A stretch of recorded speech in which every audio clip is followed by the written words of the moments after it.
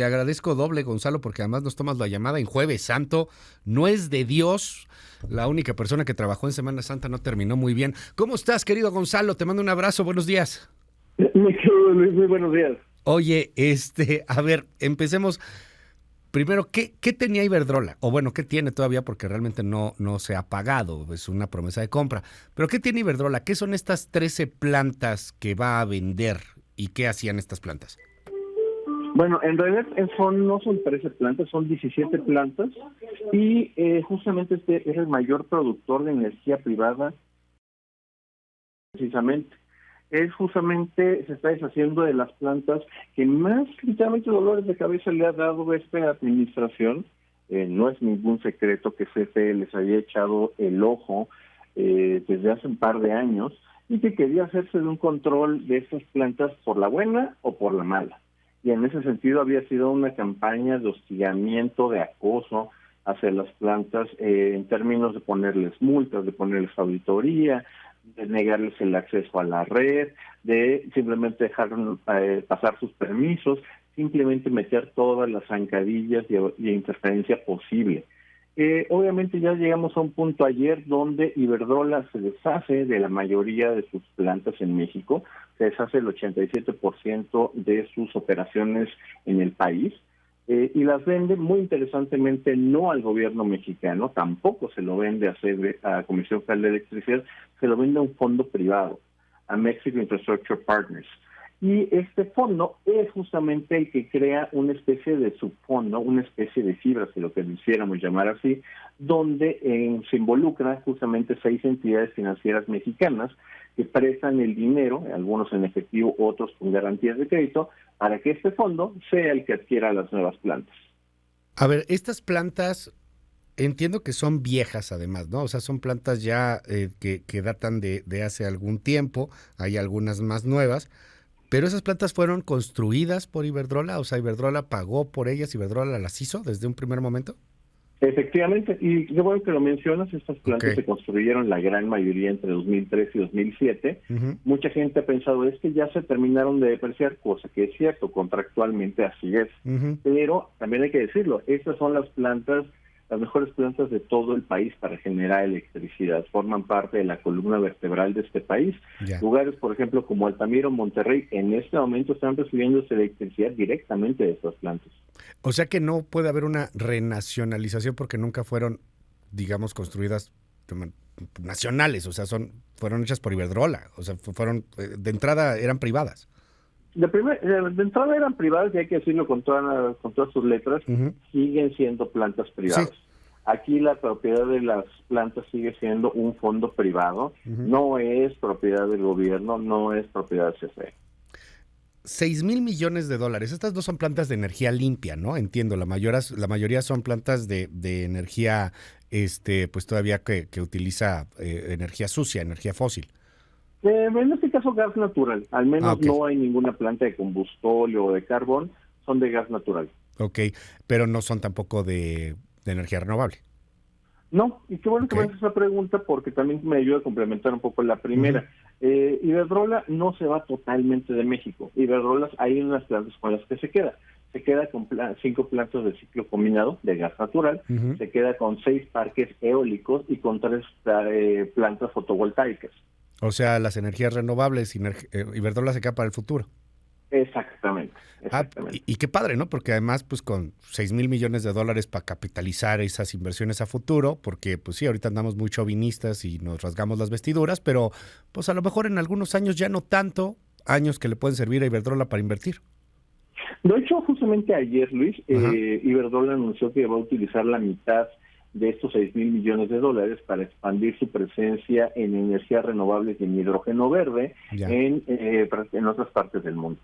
Híjole, ¿cómo sale Iberdrola de esto? 6,000 millones de dólares por estas plantas. ¿Es mucho? ¿Es poco? ¿Salieron ganones? ¿No tanto? Esa es una muy buena pregunta y ya después de poder haber hecho los números, te diré que es un precio actuarialmente justo. No devaluó sus plantas, no se tiró al piso y tampoco es que se haya llevado un precio así en despoblado. Es un precio bastante justo para todas las partes. O sea, es un precio justo. Estas plantas al final, me acuerdo un poco, sé que no quiero mezclar la gimnasia con la magnesia, ¿no? Pero me acuerdo un poco del asunto Deer Park. Y Deer Park también cuando nos vende la refinería, pues entra en una especie de oportunidad, ¿no? O sea, porque al final era una refinería que, pues de la cual se podría haber, de la cual se podía deshacer en algún punto esta empresa, porque pues ya era vieja, o sea, iba de salida. Estas plantas al final también podían ser como de salida, o sea, compramos algo que a final de cuentas pues ya iba un poquito de salida. ¿Es una buena estrategia, una buena inversión del gobierno mexicano?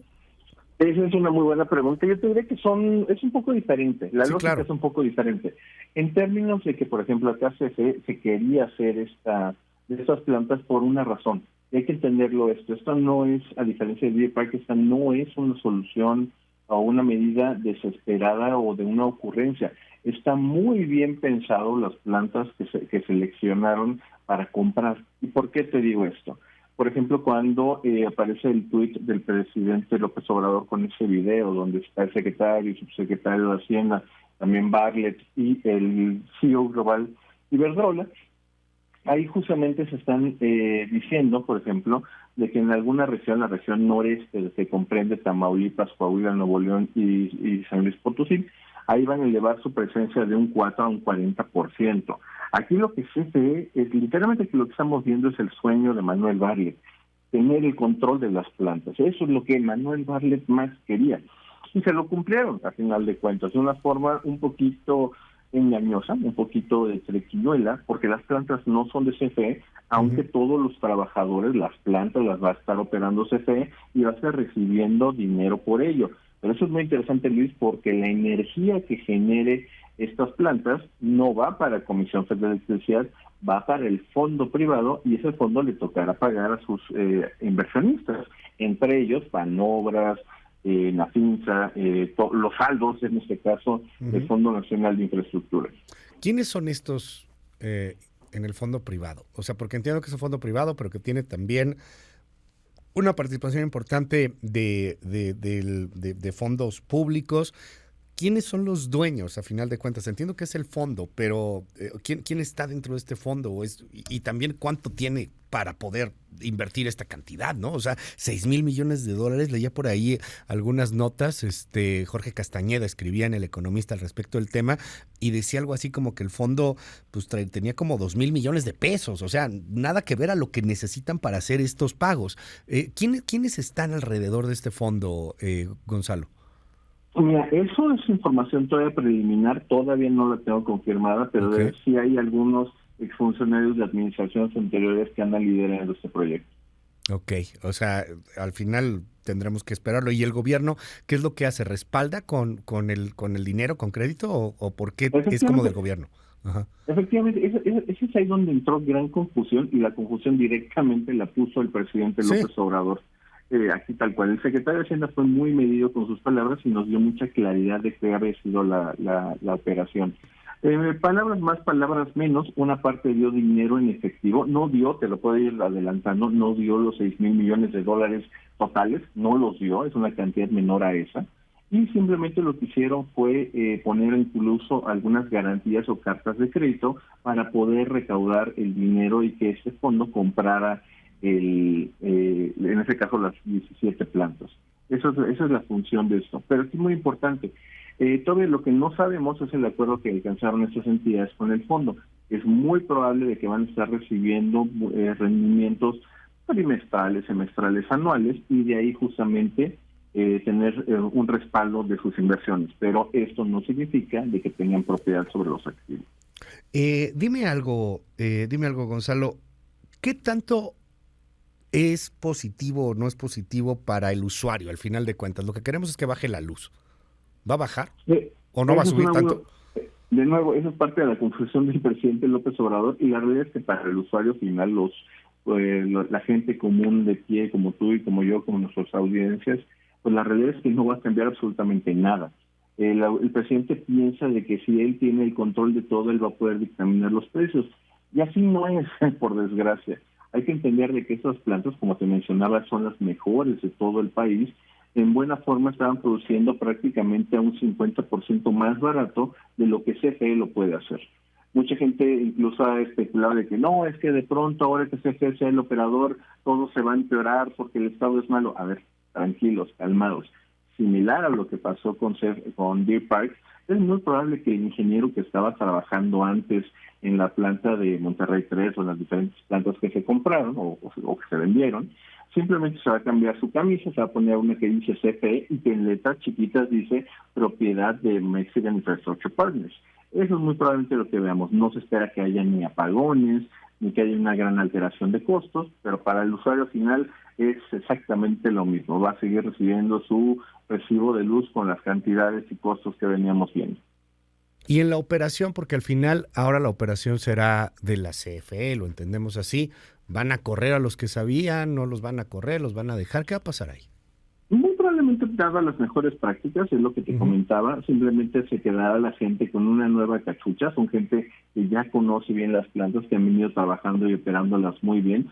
Si no ocurre alguna locura, simplemente van a seguir siendo las mismas personas que las estaban trabajando. Te aprecio muchísimo, querido Gonzalo Monroy, que nos hayas tomado esta llamada y bueno, pues vamos a seguir muy de cerca el tema y seguramente pues vendrán más y más reacciones y cada vez más información. Esto que nos adelantas, habrá que ver quiénes están dentro de este fondo de inversión, algunos exfuncionarios públicos. Qué interesante, ya lo veremos, Gonzalo. Te mando un abrazote. Claro que sí, mi querido Luis, te mando un tremendo abrazo a ti y a todo tu público. Gracias. Oye, ¿te seguimos en tu red? Por supuesto. Pueden seguirme ahí en Twitter como G-Monroy Energy y también ahí en TikTok como GoMonroy. Mil gracias, Gonzalo. Te mando un abrazote. Muy buenos días. Igualmente, querido Luis.